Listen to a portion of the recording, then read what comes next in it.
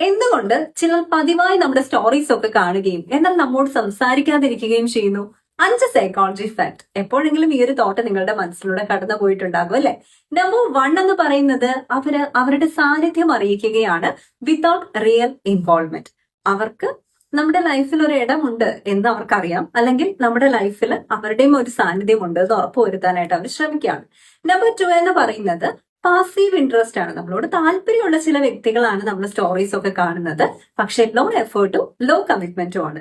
Number 3 അത് ego boost ആണ് കേട്ടോ. അതായത് നമ്മൾ എപ്പോഴും ആക്റ്റീവ് ആയിട്ട് തന്നെയാണോ ഇരിക്കുന്നത്, അല്ലെങ്കിൽ അവരോടുള്ള ഇൻട്രസ്റ്റിന് എന്തെങ്കിലും കുറവ് വന്നിട്ടുണ്ടോ എന്നൊക്കെ അറിയാൻ വേണ്ടിയിട്ടുള്ള ഒരു കോൺസ്റ്റന്റ് ചെക്കിംഗ് ആണ്. നമ്പർ 4 എന്ന് പറയുന്നത് എങ്ങനെ ഈ ഒരു കണക്ഷൻ അല്ലെങ്കിൽ കോണ്ടാക്ട് വീണ്ടും റീഇനിഷ്യേറ്റ് ചെയ്യണം എന്ന് അറിയാത്തവരാണ് അവർ.